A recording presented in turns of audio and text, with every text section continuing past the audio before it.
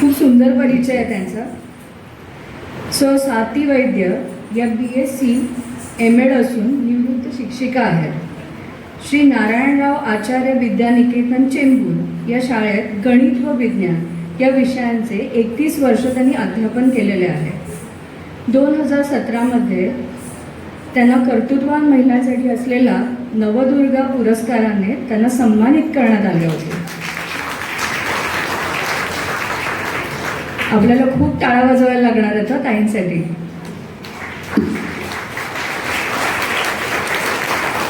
सांगते त्याचं कारण.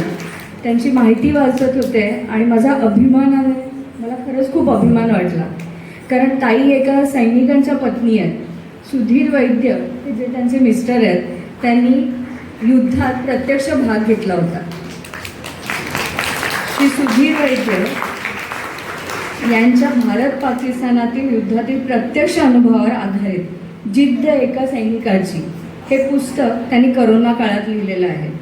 आणि एवढ्यावरच थांबत नाही आहे. या पुस्तकाला 2023चा राज्यस्तरीय सावित्रीबाई फुले साहित्य भूषण पुरस्कार प्राप्त झालेला आहे. त्याच्यावर कडी म्हणून मोदीजींनी त्याची दखल घेऊन त्याचा अभिप्राय पाठवला आहे.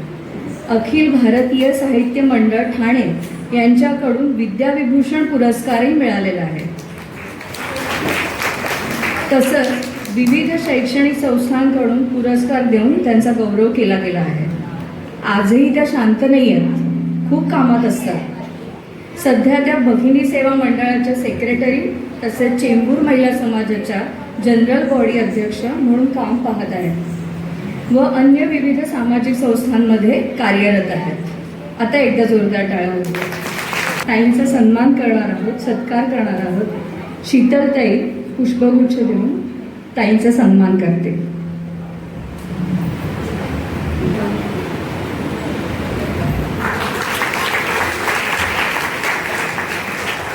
वा, आज तर सुंदरच पुष्पही आहे आणि फळं सुद्धा आहेत.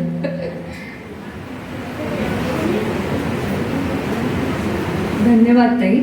ओळख काय सांगणार मी यांची ओळख आणि काय यांना परिचय द्यायचा. सगळेच जण आपण त्यांना ओळखतो. मोहनजी सालेकर संस्कृती संवर्धनचे संस्थापक आहेत, विश्वस्त आहेत आणि सचिवही आहेत. श्री मोहनजी सालेकर कॅनरा बँकेत अधिकारी पदावर 14 वर्षे कार्यरत होते. ते जनकल्याण बँकेचे डायरेक्टर आहेत आणि तिथे त्यांची पदोन्नती झाली होती. पण हा कामाचा पसारा आणि प्रतिष्ठानचा पसारा इतका वाढत गेला की सरांनी स्वेच्छानिवृत्ती घेतली.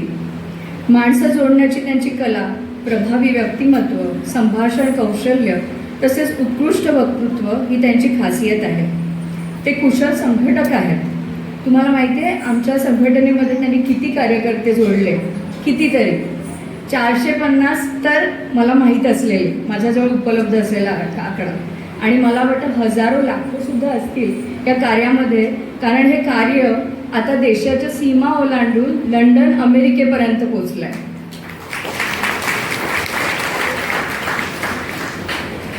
बरं, एवढं काम करत असताना ते थांबले असतील का? नाही.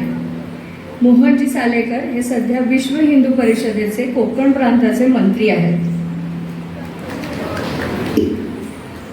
ही त्यांची ओळख आपल्याला टाळ्या वाजवायला नक्की कारणीभूत आहे. असं आहे आमचं लढकं व्यक्तिमत्व. आता पुढचा एक परिचय करून देते. आम्ही त्यांना प्रत्यक्ष दुर्गा सुद्धा म्हणतो, कारण त्या तशाच आहेत. त्यांनी अनेक वेळा शाळेमध्ये तुम्ही ऐकलं असेल, मुलींशी बोलताना, त्यांना सक्षम करताना. त्याचं नाव आहे शीतल सतीश निकम. शीतलताईसुद्धा शिक्षिकाच आहे. MSc BEd त्यांनी केलेलं आहे आणि गेली 25 वर्ष विविध सामाजिक संस्थांमध्ये त्या कार्यरत आहेत. त्यांचा त्याबद्दल दांडगा अनुभव आहे. त्यांचे खास विषय म्हणजे महिला सबलीकरण, महिला सक्षमीकरण. आणि त्या एकदा बोलायला लागल्या की अशी दुर्गा संचारते. तुम्ही अनेकांनी त्याचा अनुभव घेतला असेल. हे त्यांचं योगदान मोलाचं आहे. सध्या त्या गोसृष्टी या इको ऑर्गॅनिक संस्थेच्या डायरेक्टर आहेत. शीतलताई पूर्व कोकण प्रांत दुर्गा वाहिनीच्या संयोजिका आहेत. तसेच संस्कृती संवर्धन प्रतिष्ठान प्रांतकारिणीच्याही सदस्य आहेत व आनंद केंद्राच्या प्रांत समन्वयक देखील आहेत. कशी बरं करतात एवढी कामं, काय माहिती. जोरात टाळ्या. सर्वच जण ओळखतो, कारण कधी आम्हाला मदत लागली की आम्ही काका काका म्हणत त्यांनाच फोन करत असतो आणि ते आम्हाला कधी मदतीचा हात पुढे करतात. श्री रमेश विवरेकर हे चेंबूर विभागाचे पालक असून गेली 18 वर्षापासून संस्कृती संवर्धन प्रतिष्ठानचे सेवाभावी कार्यकर्ते आहेत. संस्कृती संवर्धन प्रतिष्ठान कोकण प्रांत समूहाचे ते कार्यकारिणी सदस्य आहेत. मुंबई बाहेरील जिल्ह्यांचे ते समन्वयक आहेत. आम्हा सर्व कार्यकर्त्यांशी सतत संपर्कात राहून आमच्या अडीअडचणी सोडवून ते नेहमी आम्हाला मार्गदर्शन करत असतात.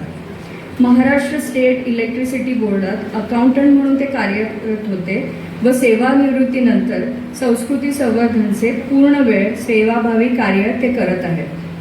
काकांसाठी जोरदार टाळ्या. जननी जन्मभूमिश्च स्वर्गादपि गरीयसी. अशी ही स्वर्गाहूनही प्रिय असलेली आपल्याला मातृभूमी लाभली आहे, ती म्हणजे आपला भारत देश. आणि खरोखरच या भारत देशात जन्मलोय हे आपलं भाग्यच नाही का विद्यार्थ्यांनो? त्यातलाच हा आपला महाराष्ट्र, जो स्वातंत्र्य चळवळीत अग्रेसर होता आणि पुरोगामी आणि विचारवंत म्हणून ओळखला गेलेला हा महाराष्ट्र. त्याचं वर्णन थोडंसं असं केलं जातं की पुण्यभूमी ही महाराष्ट्राची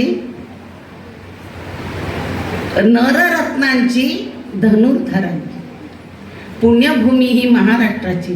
किती नररत्न झालेत आपल्या महाराष्ट्रात बघा ना तुम्ही. आपले सावरकर, टिळक, आंबेडकर ही नररत्न नाहीत का आपल्या महाराष्ट्र भूमीने देशाला दिलेली? वीर योद्धे झालेत. तानाजी, बाजी, जीवाला जीव देणारे. अहो, तुमच्या वयाचा नंदुरबारला शिरीष कुमार हसत हसत छातीवर गोळ्या झेलल्या आणि अवघ्या 19व्या वर्षी आपला अनंत कानेरे फाशी गेला. हे स्वातंत्र्य मिळवण्यासाठी त्यांनी केले. पुण्यभूमी ही महाराष्ट्राची रत्नांची खाणं. पुण्यभूमी ही महाराष्ट्रांची देवादिकांची महान संतांची. अनेक ज्ञानेश्वर, तुकाराम, नामदेव संत होऊन गेलेत आणि देव आपला तर विठोबा आहे. विटेवरी उभा जो सगळ्यांचं वारीमध्ये आपली एकी पाहायला मिळते. जगात वारीसारखं कुठलंही दुसरं धार्मिक कार्य नाही. लक्षात ठेवा, वारी ही एकच आहे, महाराष्ट्राचं भूषण. महाराष्ट्र ही पुण्यभूमी ही महाराष्ट्राची देवादिवकांची महान संतांची. शिवरायाने केली पावन. शिवराया कुठेच झाले नाहीत जगात, फक्त महाराष्ट्राला झालेले आहेत. आणि त्या जय शिवाजी एवढं म्हणलं तरी आपला पूर अभिमानाने भरून येतो. अशी ही महाराष्ट्र भूमी आणि असा हा महान देश. या देशाला किती महान संस्कृती लाभली आहे नाही, किती पुरातन कालापासून आलेली संस्कृती या जागतिकीकरणात लोप पावते की काय असं वाटायला लागलं होतं आपल्याला. पण संस्कृती संवर्धन प्रतिष्ठान पुढे आलं आणि ही धुरा त्यांनी अगदी लीलया सांभाळलेली आहे. मी 20 वर्षापासून पाहते, कारण माझ्या शाळेमध्ये सुद्धा खूप मुलं शाळेत या परीक्षेला बसायचे, रामायण महाभारत, आणि इथे बाई आहेत त्या काम करणाऱ्या आमच्या शाळेमध्ये. तर अशा प्रकारे म्हणून संस्कृती संवर्धन प्रतिष्ठानसाठी जोरदार टाळ्या, कारण आज जगात ते खूप मोठं कार्य करत आहेत. आज आपल्या देशात जरी थोडंफार कमी आपण पाहत असलो तरी परदेशात आपल्या संस्कृतीचं अनुकरण करायला लागलेले आहेत. हे तुम्हाला माहीतही असेल कदाचित. विद्यार्थ्यांनी इथे आज विद्यार्थ्यांना बक्षीस मिळणार आहेत असं मला समजलं. बक्षीस मिळणाऱ्या विद्यार्थ्यांचं खूप खूप अभिनंदन. ही यशाची पहिली पायरी आहे. आता तुम्हाला अनेक यशाच्या पहिल्या पायऱ्या पादाक्रांत करायच्या आहेत. ते साधं नाही आहे, त्याच्यासाठी मेहनत लागणार आहे. असाध्य ते साध्य करिता सायास, कारण अभ्यास तुका म्हणे. अभ्यासोनी प्रकटावे असं रामदास स्वामी म्हणतात.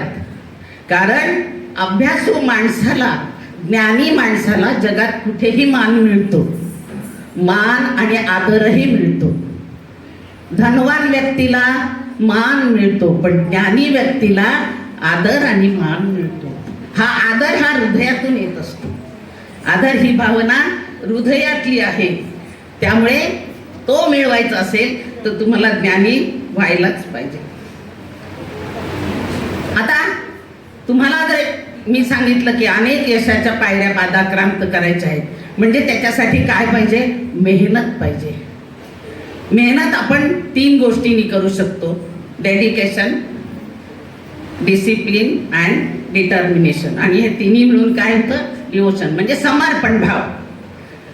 आपल्या व्यक्तिमत्वाचा भाव, समर्पण भाव निर्माण झाला की व्यक्ती यशस्वी होतेच होते. कारण ती प्रत्येक कामामध्ये काय होते? समर्पित होते. आणि समर्पित झालं की त्या कार्याला यश येतच. जसे इथे सगळे कार्यकर्ते समर्पित आहेत. संस्कृती संवर्धनचं प्रतिष्ठानचं कार्य करायला हे किती सगळेजण समर्पित आहेत आणि निस्वार्थ भावनेने हे इतकं सगळं काम करतायत. मला त्यांचं खूप आदर आहे. आदर हा मनापासून असतो, हृदयापासून असतो, आणि तो मला नक्कीच त्यांच्याबद्दल खूप आहे. आणि हा समर्पित व्यक्तिमत्व तयार होण्यासाठी 2 गोष्टी असतात व्यक्तिमत्वाच्या. एक बाह्य व्यक्तिमत्व आणि दुसरं आंतर व्यक्तिमत्व. बाह्य व्यक्तिमत्वामध्ये दिसणं, चेहरा, पोशाख या गोष्टी येतात. दिसणं, पोशाख आपण अलंकृत करू शकतो, ब्युटी पार्लरमधून दिसणं सुंदर करू शकतो, काही हरकत नाही आमची त्याला. सुंदर दिसणं प्रत्येकाचा अधिकार आहे. पण व्यक्तिमत्व केव्हा समर्पित होतं, केव्हा प्रगल्भ होतं? जेव्हा त्यांचं आंतर व्यक्तिमत्व विकसित होतं. आंतर व्यक्तिमत्व विकसित हे मनाचं आणि आत्म्याचं व्यक्तिमत्व आहे. ते कशाने विकसित होतं? जसं ब्युटी पार्लर असतं तसं मनाचं, आत्म्याचं सुद्धा एक ब्युटी पार्लर असतं. ते म्हणजे वाचनालय. आणि वाचनालयात जाऊन आपल्याला प्रगल्भ व्हायचे, समृद्ध व्हायचे, आणि असं समृद्ध व्यक्तिमत्व नक्कीच आदरणीय असतं. तिसरा भाग आहे व्यक्तिमत्वाचा संस्कार. जे संस्कार तुम्ही संस्कृती संवर्धन प्रतिष्ठान विद्यार्थ्यांवर करत आहे. तुमच्यावर विद्यार्थ्यांना फार मोठी जबाबदारी आहे. या देशाला खूप प्रगत करण्याची, मोठं करण्याची जबाबदारी तुमच्यावर आहे. आणि मला खात्री आहे की हे विद्यार्थी ही जबाबदारी पेलणार. कारण आज हे विद्यार्थी इथे आहेत, हेच त्याचं जास्त विश्वासात्मक काम आहे. आज हे विद्यार्थी इथे का आहेत? ते कारण ते संस्कृती जपतायत. म्हणजे त्यांना देशाविषयी आणि आपल्या संस्कृतीविषयी अभिमान आहे. ते ह्याच्यासाठी आले तिथे, म्हणजेच ते सगळं काम करणार आणि देशाला प्रगतीपथावर नक्की नेणार, ही माझी खात्री आहे. तिसरा यांच्यावर संस्कार होत आहेत. कारण जसे संस्कार तसे विचार आणि आचार असतात. छोटीशी गोष्ट सांगून मी थांबवणार आहे. जसे संस्कार तसे विचार आणि आचार. मी याचं मुद्दाम उदाहरण निवडले महाभारताचं, कारण मी मुलं महाभारत शिकले.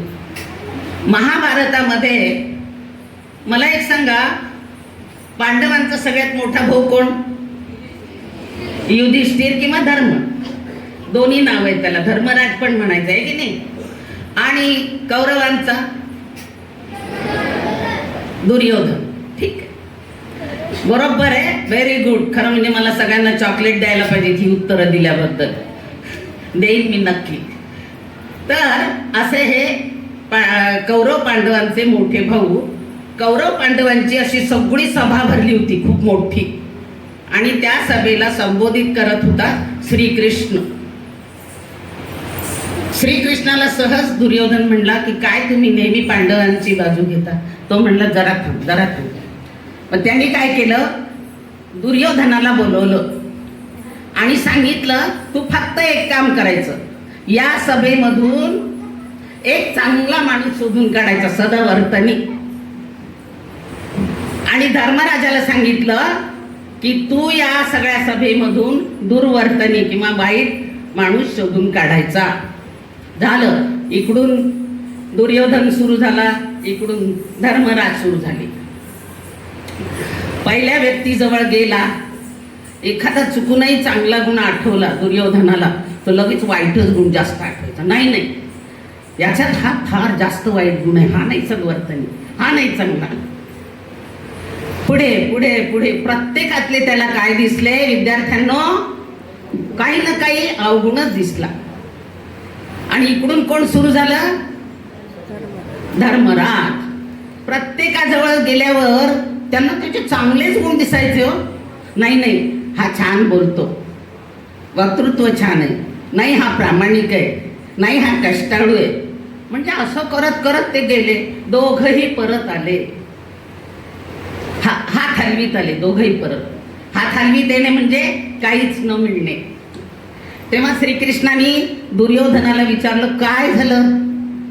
मग दुर्योधनाने सांगितलं मग या सभेत एकही चांगला माणूस नाही हो, फक्त मी आहे, माझ्याशिवाय कुणीही इथं चांगलं नाही. आणि धर्मराजाने काय सांगितलं, या सभेत एकही दुर्गुणी किंवा वाईट माणूस नाही. हा कशाचा संस्कार आहे? विचाराचा. कोणते विचार होते धर्मराजावर? की सगळ्यांप्रती चांगलंच पाहायचं. दोष पाहण्यात काय अर्थ आहे हो विद्यार्थ्यांनो? तुम्हाला मी सांगते की कधीही दोष पाहू नका. प्रत्येकात चांगलं आहे ते काय ते पहा आणि आत्मसात करा. ही गोष्ट मी त्याच्यासाठी सांगितली आहे की चुका शोधण्याच्या भानगडीत अजिबात पडू नका. कुणाची तुलना करू नका, तो हा मी हा वगैरे वगैरे. स्वतःच ठरवा की मी आता काय केलं, मी आता काय करायला पाहिजे, हे लक्षात घ्या आणि तुमचं वर्तन ठेवा. देशाला आत्ता आपला मोदीजींनी 5व्या क्रमांकावर आणले आर्थिक दृष्ट्या, तुम्ही पहिल्या क्रमांकावर आणणार की नाही? तुमच्यावर जिम्मेदारी टाकली आम्ही विद्यार्थ्यांवर. तुम्ही करणार की नाही देशासाठी? देशाला प्रगत करणार की नाही? खूप छान, खूप छान. पण हो फार छोटा आला हो. करणार की नाही? देश उंचावणार की नाही? देशाचं नाव जगात उंचावणार ना? फक्त मी आता संस्कृती संवर्धन प्रतिष्ठानसाठी 2 ओळी लिहिलेल्या वाचते आणि माझं भाषण संपवते. संस्काराची करुण पेरणी विविध शाळांच्या बागांमधून. संस्काराची करुण पेरणी विविध शाळांच्या बागांमधून ज्ञानेश्वर मग उत्पन्न होती.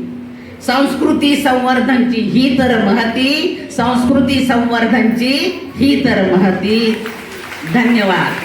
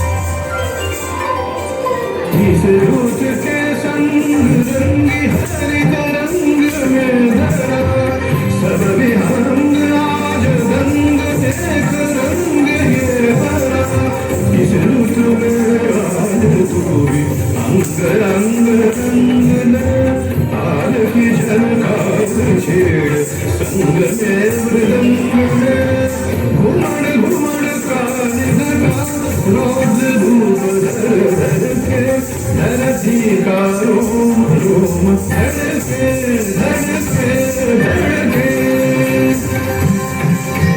घर घर आग में गगन चालू दमक दमक चमक बिजुली कागने तुराज आयो कागने तुराज आयो कागने तुराज आयो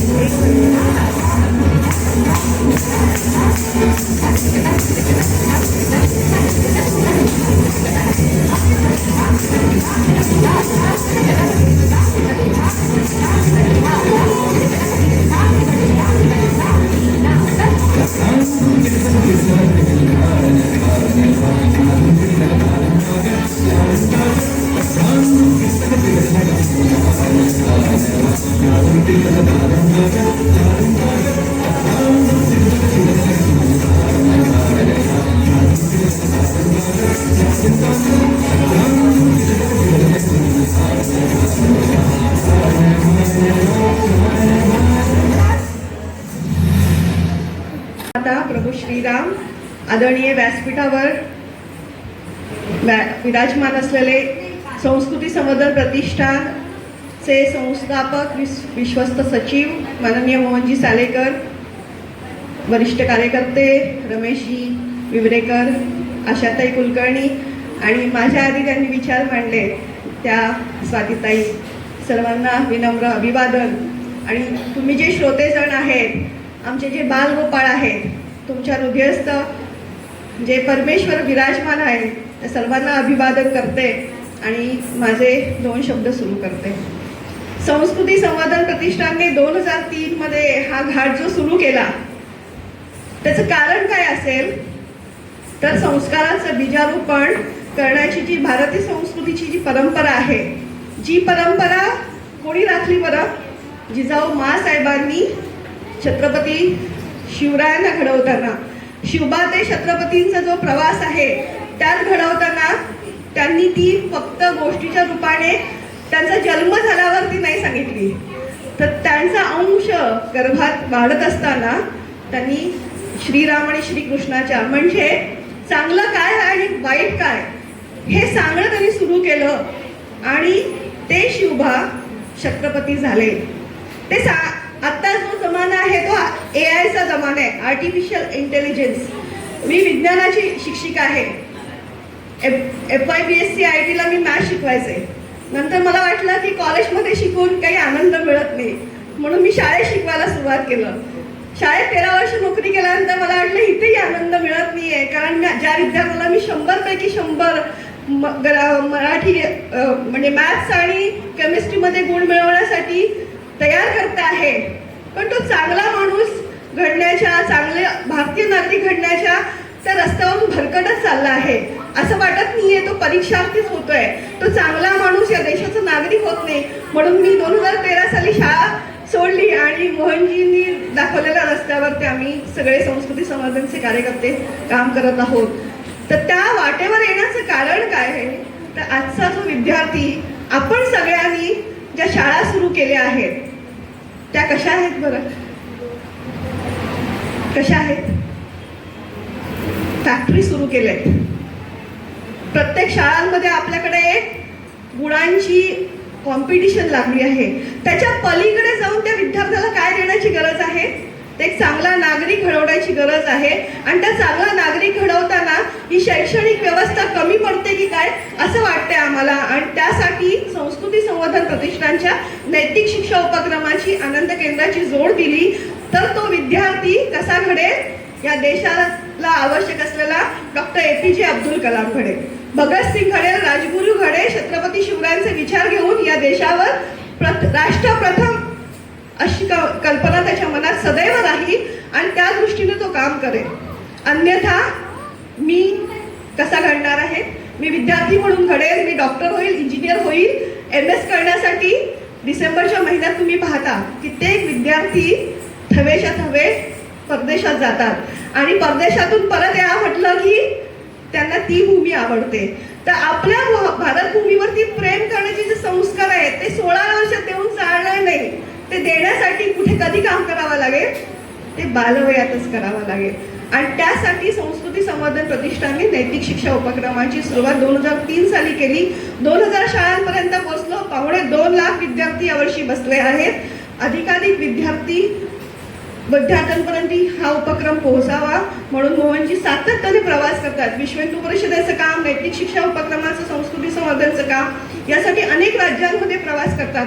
आम्हा सारखे जे कार्यकर्ते आहेत ज्यांना वाटतं की हा विद्यार्थी चांगला नागरिक व्हावा, चांगला माणूस व्हावा, अशा सगळ्या लोकांना आम्ही भेटतो आहात. तुम्ही सगळे कार्यकर्त्यांची वय पाहता. आशाताई कुलकर्णी ह्याही वयात, विवरेकर काका ह्याही वयात हे सगळे कार्यकर्ते का धडपडत आहेत? कारण अधिकाधिक विद्यार्थ्यांपर्यंत आम्हाला श्रीराम आणि श्रीकृष्ण पोहोचवायचे. या गेली 2 वर्ष आम्ही संत कथा, देशातले अनेक संतांच्या माध्यमातून पुन्हा त्याचं एक मूल्यवर्धन करण्याचा प्रयत्न आहे. कारण मी नवी मुंबईत राहते. नवी मुंबईत आम्ही प्रश्नमंजुषा आयोजित केली होती. एक प्रश्नमंजुषा चालू होती ज्या हॉलमध्ये, तिथे त्या बालकाची आई उभी होती आणि ते सगळी रचना पाहत होती. ती माझ्याजवळ आली आणि म्हणाली, तुम्ही ना चुकीचं सांगितलंय, वैष्णव जनतो तेणे काही हे महात्मा गांधी कुठे आले संत कथेमध्ये? म्हटलं तू काय म्हणताय तुम्ही? अहो हे महात्मा गांधींनी लिहिलंय ना. म्हणजे काय आहे? ज्यांनी म्हटलं त्यांनीच लिहिलं हेच माहिती आहे. कारण आपल्याकडे पुस्तक खोलून पाहायची सवयच नाही आपल्याला. आणि आजकालचा कुठला जमाना आहे? रील्स स्क्रोल करत बसतोय. सगळी तरुण मंडळी हिला खूप आवडते, कारण हिच्यासारख्या मुलींसाठी मी काम करते. शाळांमध्ये जाते, कॉलेजमध्ये जाते. अनेक ज्या समस्या मुलींच्या बाबतीत आहेत त्याच्यावरती प्रबोधन करतो. कारण आपल्याकडे मुलांना संस्कारक्षम घडवणं ही फक्त पालकांची जबाबदारी जितकी महत्वाची आहे, शाळांची जबाबदारी महत्वाची आहे. आणि मला असं वाटतं की जननी आणि निर्माती ह्यातला जो फरक आहे काय बरं फरक असेल जननी आणि निर्माती मधला? आईकडे खूपच बळ आहे आणि ह्या बळामध्ये जननी फक्त जन्म देते आणि निर्माती काय करते? निर्माण करते. त्या शिक्षिका ज्या आहेत ते दोन्हीचं काम करतात. दुसरं पालकत्व घेऊन त्या सगळ्या विद्यार्थ्यांचे, म्हणजे एक शिक्षिका, वर्ग शिक्षिका तर 50 जणांचं त्यांच्याकडे पालकत्व असतं आणि 250 विद्यार्थी त्यांच्याकडे असतात. त्यांनी जर विचार केला की संस्कृती संवर्धनच्या या उपक्रमाचा आधार घेतला तर त्या 250 मधल्या कमीत कमी 200 विद्यार्थ्यांना ती शिक्षिका आठवणीत राहील. म्हणून तुम्हा सगळ्यांना विनंती आहे, जितके पालक आहेत त्यांना विनंती आहे, आमच्या यूट्यूबच्या गोष्टी, आमची पुस्तकं तुम्ही पहा आणि हातात जो मोबाईल आहे तो तुम्ही 10 नंतर 5 मिनिटं विद्यार्थ्यांना द्या. पण हे जे पुस्तक आहे हे प्रत्येक माणसाचं जीवन बदलेल इतकी ताकद या पुस्तकात आहे आणि ह्या पुस्तकाच्या आधारे आपण विश्वगुरु भारत बनवू शकू ही मला आशा आहे. तुम्हा सगळ्यांना पुन्हा आश्वस्त करते, तुमच्या सगळ्यांची मदत मागते, आवाहन करते, अधिकाधिक विद्यार्थ्यांपर्यंत पोहोचूया. या सगळ्या कामाला आम्हाला धनाचीही गरज असते, कार्यकर्त्यांची गरज असते, तुमच्या सगळ्या सर्वोपरी पाठिंब्याची गरज असते. तुम्ही सगळ्यांनी अधिकाधिक आम्हाला साथ दिली तर किती विद्यार्थ्यांपर्यंत? 2.25 लाख विद्यार्थ्यांपर्यंत, तर 5 लाख विद्यार्थ्यांपर्यंत किंवा सरकारनेच ह्या उपक्रमाचा अंतर्भूत करावी आणि विद्यार्थ्यांवरती अशा प्रकारे संस्काराने माणूस घडवण्याचं जो आपली भारतीय संस्कृती जी सांगते त्या रस्त्यावरती आपण त्यांना घेऊन गेलो तर त्या भारताचं चित्र नक्की बदलेल. नेताजी सुभाषचंद्र बोस म्हणायचे, काय म्हणायचे? तुम मुझे खून दो मैं तुम्हें आजादी दूंगा. संस्कृती संवर्धनचे कार्यकर्ते म्हणतात की आप हमें ये विद्यार्थी दीजिए, हम इस देश का चित्र अवश्य बदल देंगे, अवश्य बदल देंगे. जय श्री राम, भारत माता की जय.